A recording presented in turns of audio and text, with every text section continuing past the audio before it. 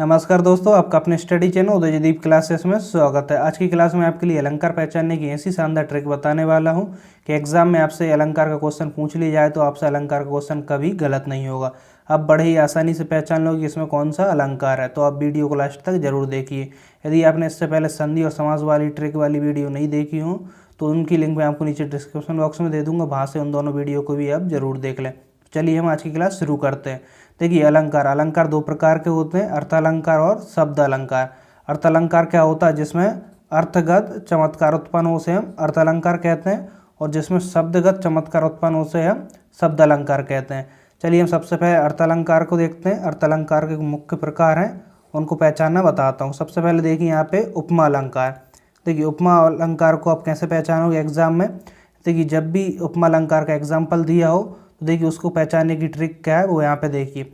जब पंक्ति में योजक चिन्ह, इस प्रकार का चिन्ह होता है उसे हम क्या कहते हैं? योजक चिन्ह कहते हैं।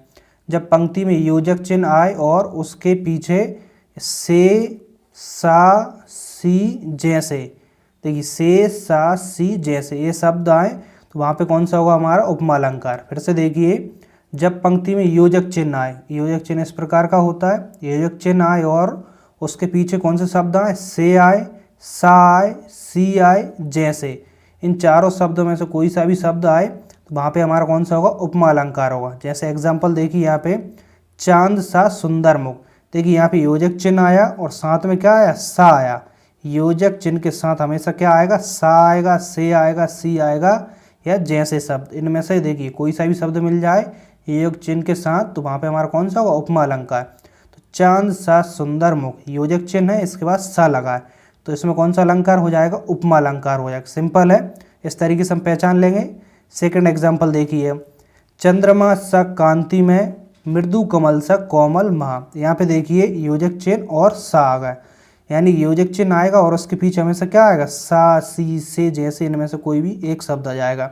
चंद्रमा सा, कांति में यहाँ भी देखिए कमल सा, यानी कि योजक चिन्ह के बाद सा यहाँ पे भी आ गया। तो इस पंक्ति में कौन सा समास अलंकार हो जाएगा? हमारा उपमा अलंकार हो जाएगा। सिंपल है, हम इसमें इस तरीके से पहचान लेंगे। अब देखिए सेकंड देखिए क्या है? रूपक अलंकार। रूपक अलंकार को कैसे पहचानेंगे हम? देखिए रूपक अलंकार को कैसे पहचानेंगे? जब पंक्ति में दो शब्दों के बीच योजक चिन्ह लगा हो। देखिए, जब पंक्ति में दो शब्दों के बीच क्या हो? योजक चिन्ह आए और उसके पीछे सा, सी, से जैसे शब्द ना आए। देखिए इसमें ये शब्द नहीं आना चाहिए। इससे पहले हमने उपमा में क्या देखा? योजक चिन्ह के साथ क्या आना चाहिए? हमेशा से, सा, सी जैसे शब्द आए तो वहाँ पे उपमा अलंकार होगा। और जब देखिए योजक चिन्ह के पीछे सा, सी, से जैसे शब्द, इन चारों शब्दों में से कोई शब्द ना आए, वहाँ पे कौन सा होगा? हमारा रूपक अलंकार होगा। जैसे कि चरण रूपी कमल। देखिए यहाँ पे योजक चिन्ह आया और इसके साथ क्या? सा, सी, से जैसे यह शब्द नहीं आए तो यहाँ पे देखिए चरण रूपी कमल। तो इस पंक्ति में कौन सा हो जाएगा? रूपक अलंकार। इस तरीके से आप पहचान लोगे। अब दूसरा देखिए, बीती विभावरी जागरी। योजक चिन्ह आया, इसके बाद सा, सी, से जैसे, इनमें से कोई भी शब्द नहीं आया तो यहाँ पे कौन सा हो जाएगा? हमारा रूपक अलंकार हो जाएगा। सिंपल है। देखिए जब भी योजक चिन्ह के साथ आपका पीछे से, सा, सी जैसे, इनमें से कोई भी शब्द दिख जाए वहाँ पे उपमा अलंकार। और जब भी योजक चिन्ह के बाद सा, सी, से जैसे, इन शब्दों में ऐसे कोई भी शब्द नहीं देखे वहाँ पे कौन सा हो जाएगा? रूपक अलंकार। सिंपल है, इस तरीके से आप बड़े ही आसानी से पहचान लोगे। अब तीसरा अलंकार देखिए क्या है? उत्प्रेक्षा अलंकार। देखिए उत्प्रेक्षा अलंकार को आप कैसे पहचानोगे? जब पंक्ति में मानो, मनु, मनऊ, जानो, जनु, जनऊ आदि शब्द आए। किस प्रकार के शब्द आए?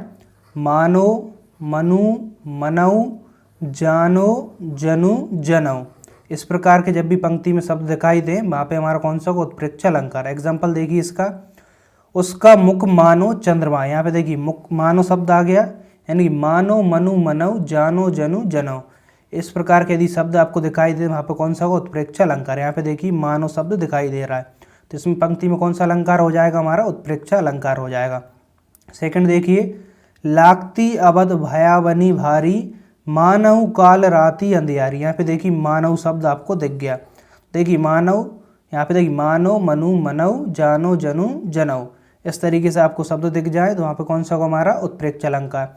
तो देखिए इस प्रकार पहचान लोगे कि किसमें हमारा उत्प्रेक्ष अलंकार होगा। तो जब भी आपको मानो, मनु, मनऊ, जानो, जनु, जनो ऐसा शब्द दिख जाए वहाँ पे आपका कौन सा अलंकार हो जाएगा, उत्प्रेक्ष अलंकार हो जाएगा। अब नेक्स्ट देखिए अतिशयोक्ति अलंकार। अतिशयोक्ति अलंकार जैसे कि नाम से ही क्लियर है, अतिशयोक्ति। देखिए अतिशयोक्ति अलंकार को कैसे पहचानोगे, जहाँ किसी व्यक्ति या वस्तु का बड़ा चढ़ाकर वर्णन किया जा रहा हो, यानी कि जहाँ पर भी किसी व्यक्ति या वस्तु का कैसा बड़ा चढ़ाकर वर्णन किया जा रहा हो वहाँ पर कौन सा अलंकार होगा, अतिशयोक्ति अलंकार होगा। जैसे कि एग्जाम्पल देखिए, चांदी जैसा रंग है तेरा सोने जैसे बाल। बड़ा ही फेमस एग्जाम्पल इसका, चांदी जैसा रंग है तेरा सोने जैसे बाल। यानी कि यहाँ पर देखिए बड़ा चढ़ाकर वर्णन कर रहा है, यानी कि चांदी जैसा तो रंग है और सोने जैसे क्या है, बाल है, जो कि सही नहीं है, यानी कि बड़ा चढ़ाकर वर्णन कर रहा है। चांदी जैसा रंग है तेरा सोने जैसे बाल। तो देखिए यहाँ पर बड़ा चढ़ाकर वर्णन हो रहा है, तो इस पंक्ति में कौन सा हो जाएगा, अतिशयोक्ति अलंकार। सिंपल है, पहचान लोगे आप। अब देखिए, हनुमान की पूंछ में लगन न पाई आग, सारी लंका जरी गई गए निशाचर भाग। अब देखिए यहाँ पे क्या कह रहा है, हनुमान की पूंछ में आग नहीं लग पाई, इससे पहले लंका सारी जल गई और निशाचर यानी कि राक्षस सारे भाग गए। अब देखिए ये कैसे पॉसिबल हो सकता है कि हनुमान की पूंछ में आग भी नहीं लग पाई और इससे पहले सारी लंका भी जल गई और सारे निशाचर भाग गए। यानी कि यहाँ पे भी क्या हो रहा है, बड़ा चढ़ाकर वर्णन किया जा रहा है। तो इसमें कौन सा अलंकार होगा, अतिशयोक्ति अलंकार होगा। जहाँ पर भी किसी व्यक्ति या वस्तु का बड़ा चढ़ाकर वर्णन किया जाए वहाँ पर कौन सा होगा, अतिशयोक्ति अलंकार होगा। इस तरीके से हम पहचान लेंगे। अब नेक्स्ट देखिए, भ्रांतिमान अलंकार। देखिए भ्रांतिमान अलंकार को हम कैसे पहचानेंगे, जहाँ भ्रम की स्थिति पैदा हो वहाँ पे कौन सा होगा, भ्रांतिमान अलंकार होगा। यानी कि जहाँ पर भी आपको भ्रम की स्थिति पैदा हो, यानी कि आपको कुछ भी क्लियर नहीं हो, वहाँ पर आप क्या लगा दोगे, भ्रांतिमान अलंकार। एग्जाम्पल देखिए, नाक का मोती अधर से कांति से, बीज दाड़िम का समझ कर भ्रांति से। देखिए इस एग्जाम्पल को पढ़ने के बाद आपको कुछ भी क्लियर नहीं हो रहा, यानी कि भ्रम की स्थिति पैदा हो रही है, तो यहाँ पे कौन सा अलंकार हो जाएगा, भ्रांतिमान अलंकार हो जाएगा। अब अलंकार के सेकंड टाइप देखते हैं हम। देखिए शब्द अलंकार। अब शब्द अलंकार के हम कुछ मुख्य प्रकार को भी देख लेते हैं, जैसे कि अनुप्रास अलंकार। देखिए अनुप्रास अलंकार को आप कैसे पहचानोगे, जिस रचना में वर्ण या वर्ण समूह बार बार आए, यानी कि वर्ण या वर्ण समूह की पुनरावृत्ति हो, यानी कि बार बार आए, वहाँ पे अनुप्रास अलंकार हो जाएगा। वर्ण क्या होते हैं, जैसे कि का, चा, पा, टा आदि क्या है यहाँ पे वर्ण है, यानी कि वर्ण या वर्ण समूह की बार बार आवृत्ति हो वहाँ पर कौन सा अलंकार होगा, हमारा अनुप्रास अलंकार होगा। जैसे एग्जाम्पल की बात करें तो कं, कन, किंकिनी, नुपुर, धुनी सुनी। यहाँ पे देखिए का वर्ण बार बार आ रहा है, देखिए की यानी का फिर से आ रहा है, देखिए का। इसी प्रकार यहाँ पे देखें, देखिए ना बार बार आ रहा है। इस प्रकार से देखिए एक वर्ण या अनेक वर्णों की बार बार आवृत्ति हो तो वहाँ पर कौन सा होगा, अनुप्रास अलंकार। यहाँ पे देखिए का आ रहा है, इसी प्रकार ना। तो इस प्रकार से जब भी वर्णों की पुनरावृत्ति हो वहाँ पर हमारा अनुप्रास अलंकार होगा। सेकंड एग्जाम्पल देखिए, चारू चंद्र की चंचल किरणें खेल रही हैं जल थल में। यहाँ पे देखिए चा, इस प्रकार से चा की क्या हो रही है, पुनरावृत्ति हो रही है। तो इसमें कौन सा अलंकार हो जाएगा, अनुप्रास अलंकार। सिंपल है, इस तरीके से आप बड़े ही आसानी से पहचान लोगे। अब देखिए नेक्स्ट देखिए, यमक अलंकार। यमक अलंकार को कैसे पहचानोगे, जिस रचना में एक ही शब्द दो या दो से अधिक बार आए और हर बार उसका अर्थ कैसा हो, अलग हो। यानी कि जिस भी रचना में एक ही शब्द, देखिए एक ही शब्द दो या दो से अधिक बार आए और हर बार उसका अर्थ कैसा होना चाहिए, अलग होना चाहिए, तो वहाँ पर कौन सा अलंकार हो जाएगा, यमक अलंकार। एग्जाम्पल देखते हैं, जैसे जेते तुम तारे तेते नम में ना तारे। यहाँ पे देखिए तारा शब्द एक बार यहाँ आया, दूसरा यहाँ आया। देखिए यमक अलंकार में क्या होता है, एक ही शब्द दो या दो से अधिक बार आए और हर बार उसका अर्थ कैसा हो, अलग निकले, तो वहाँ पर यमक अलंकार होता है। जैसे कि तारा शब्द यहाँ भी आया और यहाँ भी आया। अब यहाँ पे देखिए पहले वाले तारे का मतलब क्या हो रहा है, तारण करना यानी कि उद्धारण करना। जेते तुम तारे यानी कि जितने को तुमने तारण किया या उद्धार किया है, तेते नव में न तारे यानी उतने तारे या तारागण नव में भी नहीं है। पहले वाले तारे का यहाँ पे क्या अर्थ निकल रहा है, उद्धार करना या तारण करना, और दूसरे बारे क्या हो रहा है, तारागण यानी कि तारे से यहाँ पे इसका अर्थ है। देखिए एक शब्द एक से अधिक बार आ रहा है और प्रत्येक बार उसका क्या हो रहा है, अर्थ अलग निकल रहा है, वहाँ पर क्या होगा, यमक अलंकार। इसी प्रकार सेकंड एग्जाम्पल देखिए, सजना है मुझे सजना के लिए। देखिए सजना है, यहाँ पे सजना का अर्थ क्या है, सजना संवरना के लिए यानी संवरने के लिए सजना का यहाँ पे अर्थ निकल रहा है। और दूसरे सजना का यानी कि पतिदेव के लिए अर्थ निकल रहा है। सजना है मुझे सजना के लिए, जैसे कि कोई महिला अपने पति के लिए करवा चौथ का व्रत रखती है तो वो कह रही है सजना है आज तो मुझे अपने सजना यानी कि पतिदेव के लिए। तो क्लियर है, सजना यानी सवरने का अर्थ निकल रहा है और दूसरे सजना का मतलब क्या निकल रहा है, पतिदेव का अर्थ निकल रहा है। तो इस प्रकार से जब भी एक शब्द दो या दो से अधिक बार आए और हर बार उसका अर्थ कैसा निकले, अलग निकले, तो वहाँ पर कौन सा हो जाएगा, हमारा यमक अलंकार हो जाएगा।